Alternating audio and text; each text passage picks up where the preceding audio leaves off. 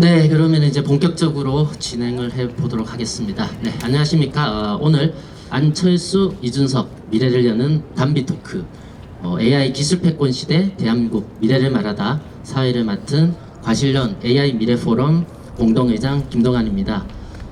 오늘 이 자리는 정치적인 이견을 넘어서 대한민국 미래 산업을 두고 두 분이 머리를 맞대는 특별한 토크쇼입니다. 서로 또 같은 듯 또 다른 길을 걸어오셨지만 AI, 반도체, 또 과학기술, 패권 경쟁이라는 거대한 과제 앞에서 두 분이 이제 어떤 해법을 제시해 주실지 사회를 보는 저로서도 기대가 상당히 큰데요. 오늘의 담비 토크쇼가 단어 그대로 메마른 정쟁을 대지에 내리는 시원한 비가 될 거라 믿습니다. 예, 대담의 두 주인공인 안철수 의원님, 이준석 의원님 자리하셨는데요. 시작하기 전에 큰 박수 한번 보내주십시오.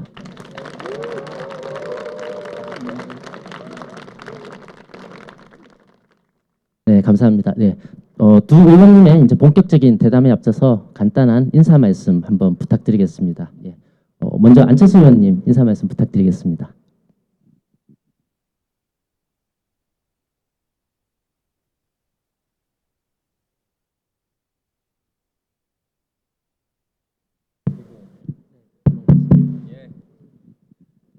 예, 분당 테크노밸리 이렇게 살고 계시고 또 방문해 주신 여러분께 정말 진심으로 감사드립니다. 분당 테크노밸리는 여러분들이 아시다시피 우리나라에서 가장 빨리 발전하는 곳입니다. 저는 이 분당 테크노밸리가 결국은 우리를 먹여 살리는 미래의 우리의 먹거리가 되는 그런 산업들을 정말 많이 만드는 그런 곳이라고 생각합니다. 그래서 오늘 토크가 정말로 의미가 깊고요. 그리고 저는 정말 제가 존경하는 이공계 정말 특화된 정치인 이준석 의원을 정말로 환영합니다. 어렵게 정말 발걸음해 주셨습니다. 그래서 오늘 이공계끼리 이렇게 앞으로 어떤 기술이 정말로 우리나라를 먹여 살릴 수 있을 것인지, 또 어떤 문제가 있는지, 어떤 문제를 어떻게 하면 제대로 잘 풀 것인지, 그리고 또 많은 분들이 걱정하는 혹시나 기술이 너무 발달해서 사람들 일자리를 빼앗기면 사람은 어떻게 하나, 뭐 이런 문제에 이르기까지 우리 삶의 문제까지 한번 시간 나는 대로 이야기를 나눠보도록 하겠습니다. 감사합니다. 네, 안철수 의원님 인사 말씀 감사합니다. 말씀하신 것처럼 저희가 정치공학이라고들 하죠. 오늘은 정치공학이 아니고 진짜 공학에 대해서 AI와 이제 우리나라의 과학기술 패권 경쟁에 대해서 얘기를 나눠볼 수 있으면 좋을 것 같습니다. 네, 다음으로 이준석 의원님 인사 말씀 부탁드립니다. 네, 안녕하세요. 동탄까지 가진 못했지만 판교에서 오늘 저희가 이런 이야기를 하고 있는데요. 사실 경기 남부의 국회의원으로서 이 판교도 굉장히 친근하고 무엇보다도 많은 동탄분들이 일로 출퇴근하고 계시기 때문에 제 지역구나 매한가지로 항상 많은 애정을 가지고 판교 테크노밸리의 발전을 응원하고 있습니다. 방금 전에 우리 안철수 의원님께서 정말 이 판교 테크노밸리의 중요성에 대해서 말씀 주셨는데요. 앞으로 중국과의 과학기술 패권 경쟁은 우리가 피할 수 없는 경쟁이 될 겁니다. 어쩌면 이 판교 테크노밸리와 같은, 아니 동탄 테크노밸리와 같은 그런 곳들이 중국에도 부지 기술을 많습니다. 그런데 거기 경쟁에 승리하기 위해서는 정말 정치권도 그렇고 산학 모두 다 단결해가지고 한 방향성을 가지고 가야 되는데, 저는 이 방향성 만드는 데 있어가지고 저나 안철수 의원님 같이 이공계에 대해서 그래도 관련이나 또 이해가 있는 사람들 역할이 좀 있지 않을까 하는 생각에 오늘 이런 자리가 참 중요하게 느껴집니다. 사실 과학기술 패권 경쟁이라는 거는 또 너무 구체적으로 들어가면은 또 많은 분들이 또 이해하기 어려운 부분이 있을 수 있지만은, 그래도 저희가 단순히 뭐 돈을 100조 넣겠다, 200조 넣겠다 이런 피상적인 얘기로 가가지고는 이 전쟁을 이길 수가 없습니다. 그렇기 때문에 오늘 안철수 의원님과 저희가 생각하는 이야기들 좀 하고 또 더 좋은 의견들 나중에 나오면 저희가 듣고 많이 배워가지고 꼭 이 전쟁에서 선거 얘기하는 게 아닙니다. 과학기술 패권 경쟁에서 승리하는 대한민국을 위해서 한번 같이 노력했으면 좋겠습니다. 예. 네, 이준석 의원님 인사 말씀 잘 들었습니다. 예. 그러면 이제 본격적으로 오늘 토크쇼에 들어가기 전에 저희 사실 사전에 논의된 내용은 아닌데요. 제가 간단한 이벤트 아닌 이벤트를 준비를 했습니다. 예. 두 분 함께 이렇게 자리하시는 게 좀 상당히 오랜만일 것 같은데요. 또 두 분 서로 하실 말씀도 많으실 것 같고 또 사실 또 궁금해하실 분들도 많을 것 같습니다. 예, 뭐 오늘 오늘 이 자리에서 그런 얘기를 하기에는 시간이 부족하고요. 본격적인 토크쇼 하기 전에 두 분께서 화끈하게 포옹 한번 하시고 진행하는 게 어떨까요?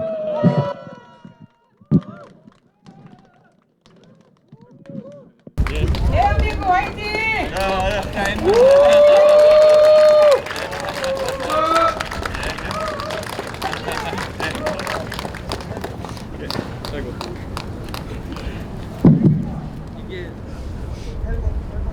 고르지가 않네. 편하게 기대시면 돼요. 네, 그럼 이제 본격적인 토크쇼를 시작해 보도록 하겠습니다. 예, 오늘 토크쇼의 주제는 세 가지 파트에서 총 7가지 주제로 준비를 했습니다. 주제별로 의원님들 의견을 이제 번갈아 가면서 들어보는 형태로 진행을 할 예정인데요.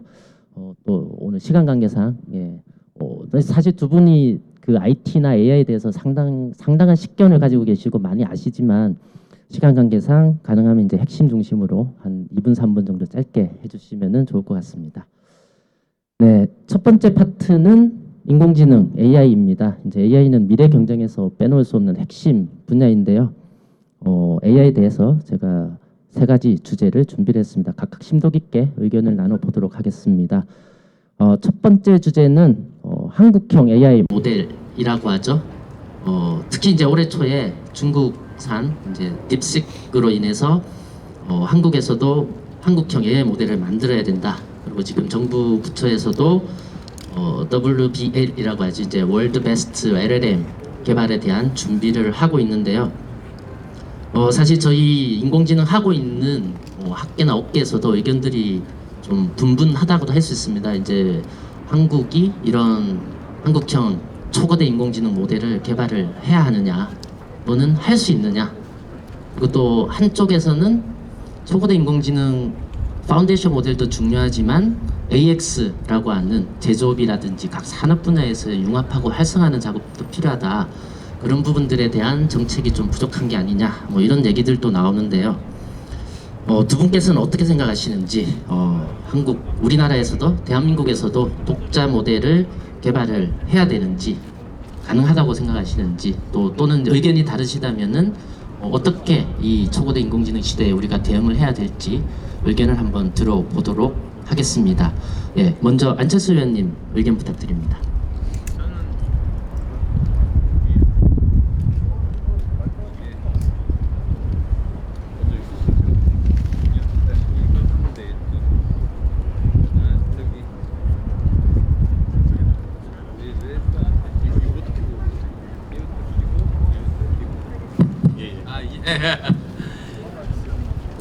저는 당연히 한국형 AI가 꼭 필요하다고 생각합니다. 왜 그러냐면 나라마다 사실 그냥 번역만 해서 그 뜻을 그대로 전달할 수 있는 그런 게 여러분들이 생각하는 것만큼 많지 않습니다.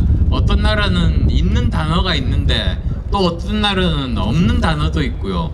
그리고 또 각 나라별로 문화도 다릅니다.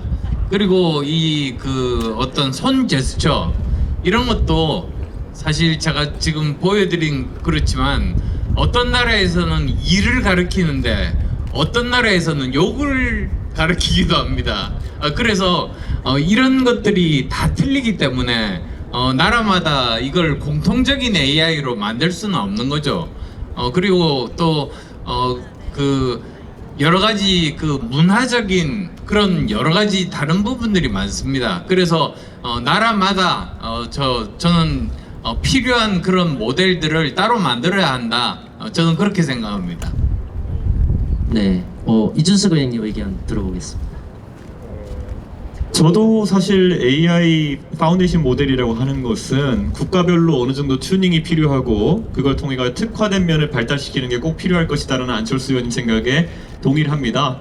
근데 우리가 또 살펴보면은 우리나라에서는 이런 IT나 이런 곳에 대한 투자가 가끔 이 정부 주도로 갔을 때 이 프로젝트를 영세를 할 때 너무 갈라파고스화되는 경향이 생기기도 합니다. 그래가지고 과거에 생각해보면 우리가 우리만의 이제 OS를 만들겠다 뭐 이렇게 해가지고 국산 OS에다가 돈을 많이 투자하기도 하고, 그리고 뭐 저는 꼭 잘못됐다 생각하지 않습니다. 문서 포맷 같은 것도 갈라파고스화되는 경우도 있고 이렇게 했는데요. 저는 이게 그래서 약간은 국제적인 질서 속에서 범용적으로 개발할 수 있으면 좋겠다는 생각하고요. 지금 이미 여러 가지 오픈소스 모델들이 개발되고 있습니다, 국제적으로. 그래서 가장 익숙한 것이 아마 페이스북의 모기업인 메타에서 진행한 라마 프로젝트 같은 것들이 기준이 돼가지고 이미 한국의 많은 개발자들이 그걸 바탕으로 해가지고 파인튜닝하는 작업들을 하고 있는데요. 물론 그런 것들부터 저희가 시작해야 되지 않을까라는 생각을 하게 되고요. 그 다음에 저는 좀 아까 말씀하신 것처럼 이것을 산업에 어떻게 특화시켜 적용할지 하는 문제가 오히려 지금 단계에서는 더 많이 중요해지지 않을까라는 생각을 좀 하고 있습니다. 이게 AI라는 것에 대한 대중의 관심도라든지 이런 것들은 실제 응용이 어떻게 되느냐에 따라서 굉장히 달라지는 거거든요. 처음에 우리가 GPT라는 것을 보고 그 생성형 AI를 보고 놀랐던 게 벌써 한 1, 2년 됐는데요. 이제는 더 이상 우리가 그런 LLM과 대화한다는 걸 놀라는 사람이 없습니다. 그러다가 또 최근에 한번 부스팅된 것이 정말 누군가는 평생을 갈아 넣어서 만드는 그런 지브리 스튜디오의 그런 이미지 같은 것들을 누구나 쉽게 만들 수 있다. 이런 것들에 또 놀라가지고 한 번 더 부스팅되는 게 있고요. 결국 여러 가지 우리가 어플리케이션이라고 그러죠. 이런 응용들이 어떻게 이루어지냐에 대해서 또 한국적인 어떤 고민들을 해나가는 것이 필요하지 않을까 이런 생각을 합니다. 저는 제가 LG AI 연구원인가요? 엑사원 모델인가 개발하는 곳을 봤는데 약간 안타까웠던 게 있다면은 저도 과방위 국회의원으로서 지원을 좀 하고 싶었는데 그게 그 LG라는 회사의 고유 모델처럼 되어 있고 연구용으로 오픈이 있었거든요.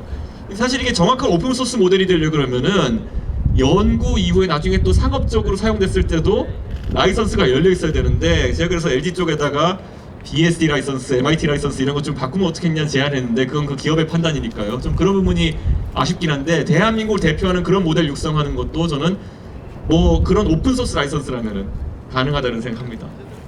네, 두 분 의견 잘 들었습니다. 두 분이 이제 큰 틀에서는 비슷한 맥락의 생각을 하시는 것 같고, 이제 접근 과정에서 이제 단계별 접근이나 이런 부분들은 또 조금씩 차이가 있는 것 같긴 합니다. 예. 두 번째 주제로 한번 넘어가 보겠습니다. 이런 이제 초고대 인공지능을 개발하기 위해서 필요한 게 이제 학습 데이터인데요. 사실 학습 데이터도 여러 의견들이 있습니다. 일단 저희처럼 이제 개발하는 쪽에서는 학습 데이터가 대한민국에 이제 턱없이 부족하다. 특히 한글로 된 학습 데이터가 많이 부족하거든요. 근데 또 일각에서는 사실 아까 지브리 같은 경우도 마찬가지일 것 같습니다. 이제 학습 데이터를 이제 최근에 이제 뉴스 컨텐츠 같은 것들을 어떻게 활용하느냐 이런 데 관련된 이제 저작권이나 전송권 이런 문제들도 또 발생을 하고 있고요. 그래서 전반적으로 학습 데이터에 대한 이제 개발 관점에서의 이슈들 그리고 또 이 저작권 관련된 이슈들 이런 부분들에 대해서는 어떻게 생각하시는지 두 분 의견을 한번 들어보고 싶습니다. 먼저 이준석 의원님 의견 부탁드립니다. 저는 그 AI 모델의 발달이나 이런 것에 있어서 데이터가 굉장히 중요하다. 어디까지 우리가 열어줄 것이냐가 논의돼야 된다고 생각합니다. 이미 우리나라는 몇십 년 전부터 전자정부를 구축해서 어느 나라보다 많은 행정 데이터나 이런 것들을 보유하고 있는 게 사실입니다. 사실 이런 나라가 거의 없습니다. 그런데 이것을 이제 사실 학습시키는 과정에 있어가지고 막연한 두려움도 좀 있는 것 같아요. 이것을 학습시켰을 때 개인정보의 침해 이슈라든지 이런 것들이 많이 발생하지 않을까 이런 것들도 얘기하시는 것 같은데 이거는 사실 또 하나의 고유의 영역입니다. 이것을 익명화하고 개인정보가 유출되지 않는 상황에서 학습을 시키는 것은 또 다른 학문의 영역인데 그 부분도 충분히 발달했다 생각하기 때문에 저는 이것은 빠르게 진행해야 된다고 생각하고요. 또 한 가지 영역이 있다면 직역의 갈등입니다. 예를 들어 우리나라에서 가장 학습시켰을 때 고부가 가치의 영역일 게 뭐가 있겠습니까? 우리 안 의원님도 의사시지만 의료 데이터와 그 다음에 법률 데이터 이런 거 아니겠습니까? 근데 이런 전문직에 계신 분들 입장에서는 이런 의료 데이터나 아니면 법률 데이터 같은 것들이 학습돼 가지고 실제 판단을 내리기 시작하면은 본인들의 직업 자체가 사라질 것이 아니냐라는 우려를 가지게 되시고, 그분들이 또 힘이 있는 분들이다 보니까 정치권에 많이 말씀하십니다. 저는 조그만 타협점들부터 잡아가야 되지 않을까. 제가 법률 데이터 전체를 가지고 만약 판결을 학습시킨다 그러면은 굉장히 저항이 심하겠지만은, 저희가 TV로 가장 많이 보는 프로그램 중에 그런 거 있잖아요. 보면은 그 블랙박스 리뷰, 네, 한문철의 블랙박스 리뷰 같은 거 보면 수많은 교통사고에 대한 그런 데이터 같은 것들을 저희가 방송을 보고 하는데, 이런 좀 약간 민사 영역에서 빈번하게 발생하는 영역부터 좀 학습하고 이런 것들을 시도해보는 게 어떤가라는 생각하는 게, 저는 언젠간 가야 될 길인데 어느 영역에선가는 그 문화가 개방돼야 된다, 그런 생각을 좀 갖고 있습니다. 네, 안철수 의원님 의견 부탁드립니다. 이준석 의원님께서는 이제 지금 현대 여러 가지 그 컨텐츠에 대해서 말씀을 하셨는데요. 저는 조선시대 이전 뭐 신라시대까지 그 옛날 데이터에 대해서 이야기를 하고 싶습니다. 제가 얼마 전에 한번 그 고전 문화 번역원을 가본 적이 있는데요. 거기서 그러더라고요. 지금 우리가 가지고 있는 굉장히 많은 그런 컨텐츠가 있답니다. 그러니까 우리나라가 지금은 별로 기록에 대해서 그렇게 자랑스럽게 말씀은 못하지만, 옛날에는 정말 기록의 나라라고 불릴 정도로 거의 전 세계 1위의 기록 나라라고 이렇게 불렀답니다. 근데 이제 그 중에서 제일 처음 번역된 게 조선왕조 실록이랍니다. 근데 조선왕조 실록이 번역이 되니까 바로 나온 게 그 드라마 대장금, 영화 왕의 남자, 이런 것들이 나왔습니다. 그리고 그것들이 이제 곧이어서 인공지능 학습에 쓰이게 된 거죠. 근데 사실은 그건 일부에 지나지 않고 더 많은 게 많답니다. 그 중에서 하나가 승정원 일기입니다. 근데 승정원 일기가 그래서 몇 퍼센트 번역이 됐냐 물어봤더니 10% 번역이 됐대요. 그래서 그러면 90% 번역하려면 어떻게 하냐? 그러면 생각해 보니까 지금 연구원 수로 보면 한 100년 걸린대요. 근데 그나마 그래서 제가 너무 황당해 하니까 저를 위로하려고 그랬는지, 그래도 요즘은 인공지능이 발달을 해가지고 20년이면 된다 이렇게 말을 하는데, 아니 또 20년 후면 그게 언제입니까? 그래서 저는 5년 내로 번역을 해야 된다. 오히려 저 지금 국회에서 예산들을 이렇게 배정을 하고 있는데 인문학에 투자해서 이런 번역을 할 수 있는 학자들 그리고 또 대학원생들 훨씬 더 많이 뽑아가지고 이것들을 번역을 해야 된다, 이렇게 제가 주장을 했습니다. 그랬더니 이제 거기에 있는 연구원 한 분이 굉장히 감동을 해가지고요. 그분이 책을 한 권 주셨어요.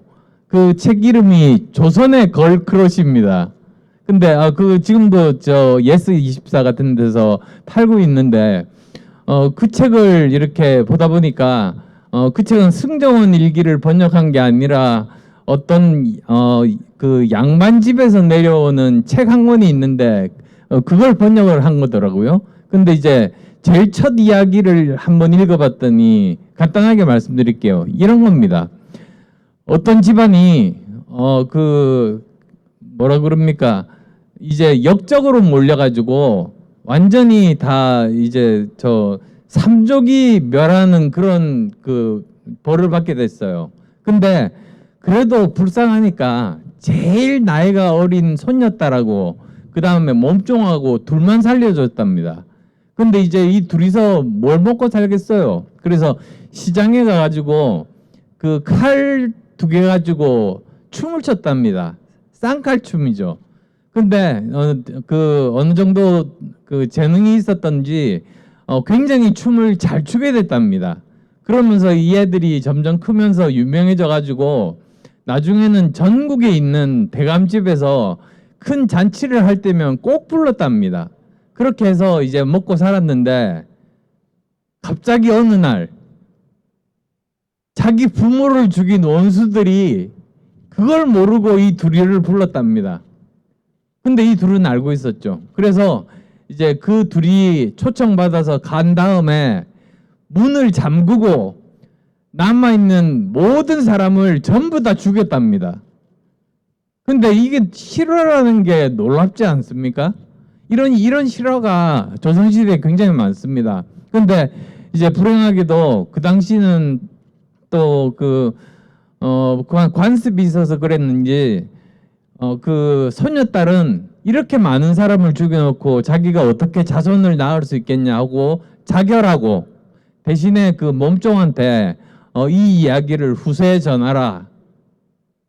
그런 이야기가 이제 첫 번째 이야기더라고요.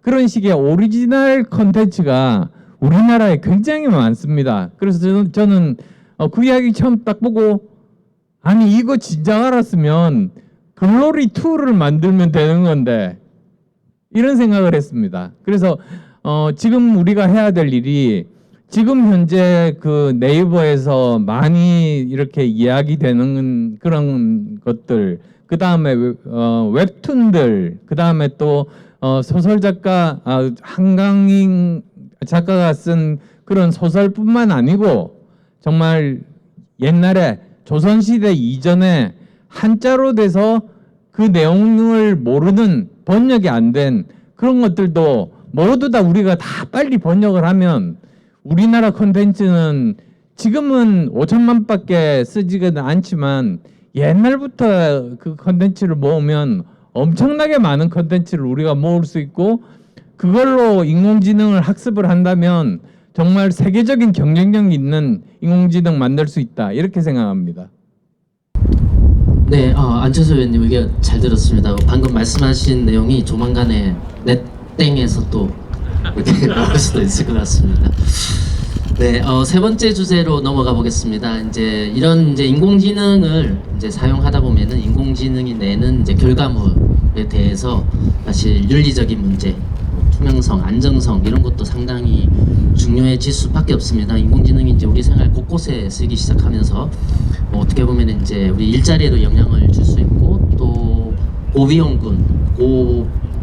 고위험군이라고 하죠. 일종의 우리 생명까지도 영향을 미칠 수 있는데 이런 그 인공지능의 윤리 문제에 관련해서 국가 차원에서 뭔가 정책을 정하고 규제를 해야 되느냐 아니면 민간 자율에 맡겨야 되느냐 또 더 나가서는 이게 우리나라만 그 규칙을 정하고 간다고 될 수 없기 때문에 이제 국제사회, 국제기구에 맡겨야 되느냐. 근데 사실 이렇게 또 국제사회에서 보더라도 유럽에서 생각하는 방식이랑 또 북미나 이런 쪽에서 생각하는 방식이랑 사실 좀 차이가 많이 나고 있습니다. 그래서 어떻게 보면은 이제 지금 저희가 이제 내년부터 또 AI 기본법 시행을 해야 되고 지금 하위 법령 또 제정을 하고 있는 상황인데요.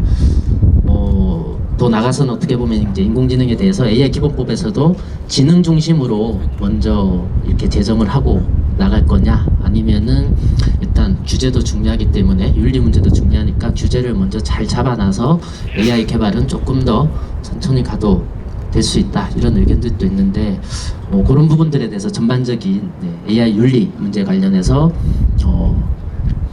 정리하자면은 이제 지능 우선이냐 아니면 규제도 먼저 해야 되느냐 또 그 주체에 대해서 민간 자율에 맡길 거냐 아니면 정부 주도로 해야 되느냐 그런 부분들에 대한 좀 종합적인 의견을 주시면 좋을 것 같습니다. 네, 안철수 의원님 의견 부탁드립니다.